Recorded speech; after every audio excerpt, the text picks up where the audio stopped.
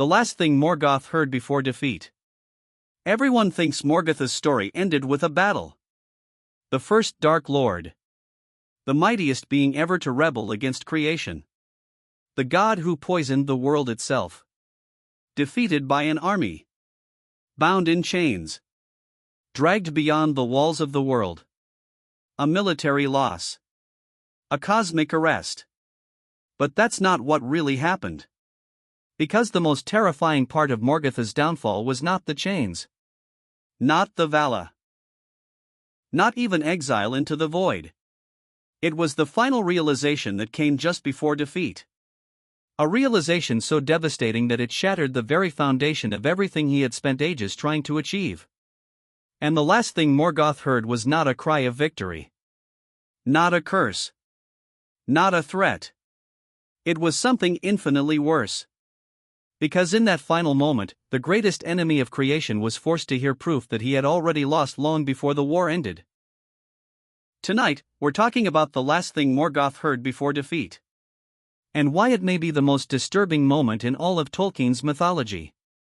To understand what happened, we need to go back before Middle-earth existed. Before mountains. Before oceans. Before the first sunrise. Before time itself began to move. Most people never realized that Tolkien's universe was not created through force. It was created through music. The Ainur. The music of the Ainur. A divine symphony performed before existence itself. Eru Iluvatar brought forth the Ainur and invited them to create a great harmony together. Every voice contributed. Every theme intertwined. Every note became part of reality. Imagine an orchestra building an entire universe through sound. Not merely describing reality. Becoming reality. Mountains. Stars. Life. History. All born from music. And among those voices stood Melkor. The being who would later become Morgoth. The greatest of all the Ainur. The most powerful mind ever created. And that was the beginning of the problem. Because Melkor desired something no other being desired. He wanted authorship. Not participation. Creation itself was not enough. He wanted ownership. Like a musician who cannot tolerate playing within the orchestra because he believes he should be conducting it. Or perhaps because he believes he should be the composer. Most people never realized Morgoth's rebellion did not begin with hatred. It began with dissatisfaction. He wanted the flame imperishable. The secret power of true creation. But that power belonged only to Eru. And no matter how far he searched through the void, he could never find it. This is where things get darker. Because Morgoth spent the entire history of Arda trying to solve a problem that had no solution. He wanted to create. But he could only corrupt. Everything he touched became lesser. Orcs. Trolls. Dragons. Twisted reflections. Counterfeits. Like a man desperately trying to paint sunlight using only shadows. The harder he worked, the further he moved from what he truly wanted. And yet he never stopped. Because power has a strange effect on the mind. The more someone sacrifices to obtain it, the harder it becomes to admit the sacrifice was meaningless. So Morgoth continued. Age after age. War after war. Kingdom after kingdom. He poured his own essence into the substance of Arda. Most people never realized Morgoth was unique among Tolkien's villains. Sauron concentrated power. Morgoth dispersed it. He infected the world itself. The earth. The stone. The water. The air. His malice seeped into reality like poison entering a bloodstream. At first this seemed brilliant. Every corruption increased his reach.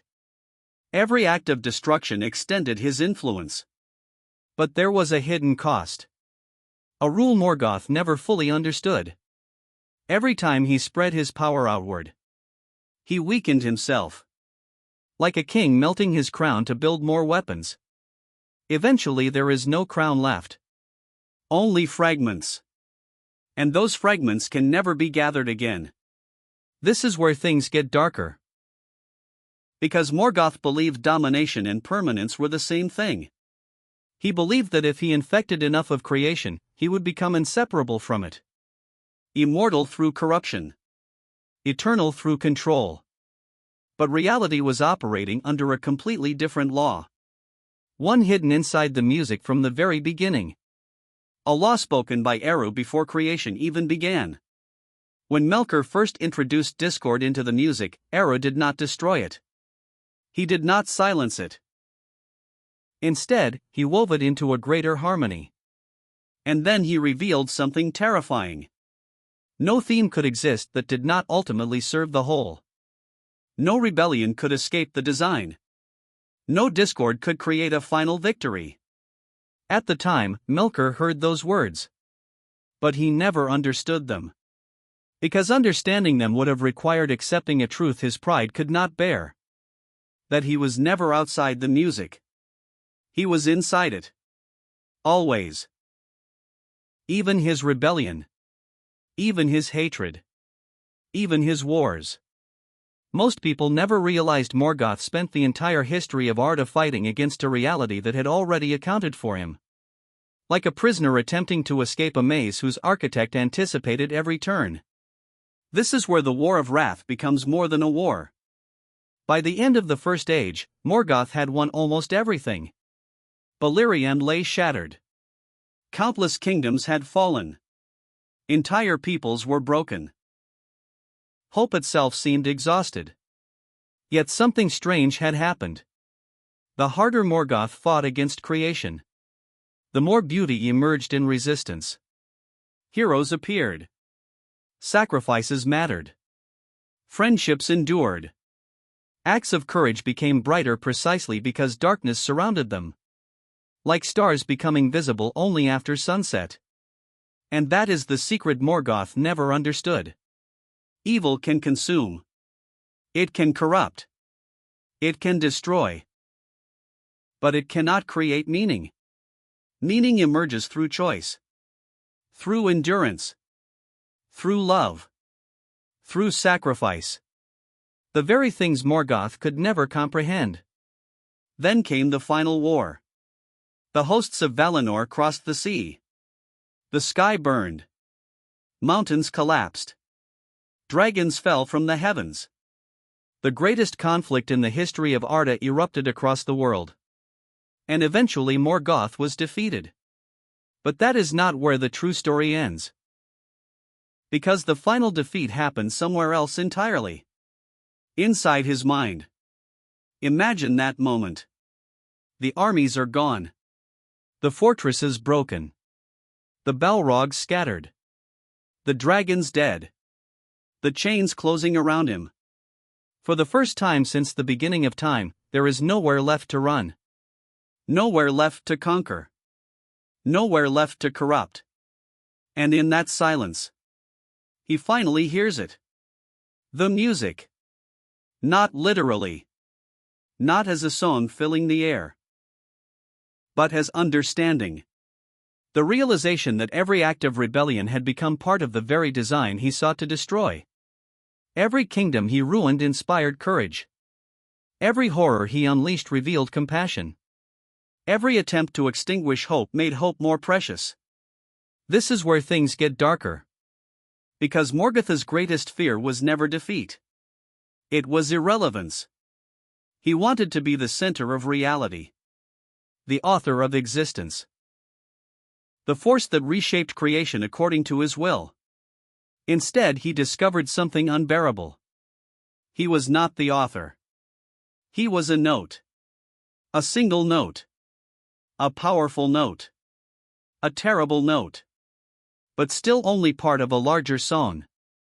And the last thing Morgoth truly heard before defeat was the proof of that fact. The harmony continuing. Without him. The universe moving forward. The music surviving. Not because evil was defeated. But because evil had never been capable of becoming the whole story.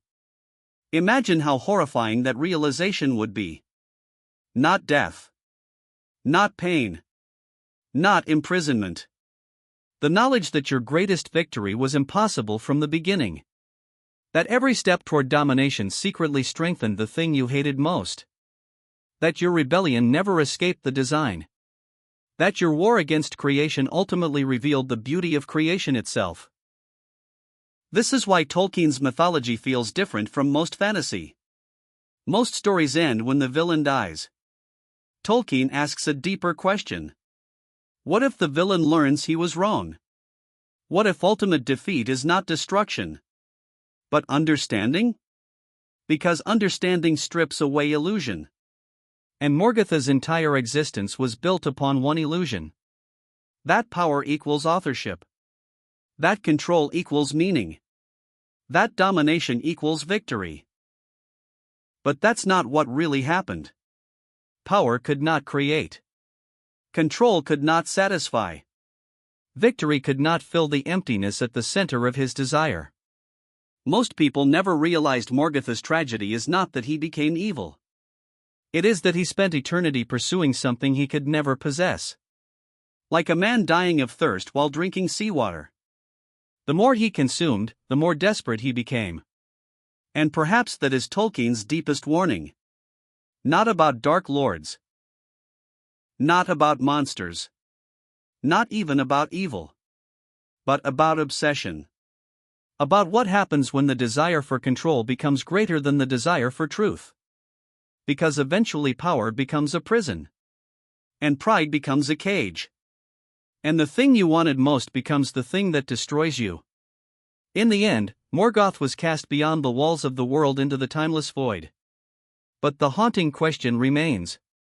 What became of him there? Because Tolkien hinted that one day Morgoth may return. And if the first Dark Lord still waits in the darkness beyond creation, then the final battle of Arda may be far more terrifying than anyone realizes. And the prophecy of Dajir Dagarath reveals exactly what might happen when Morgoth hears the music again.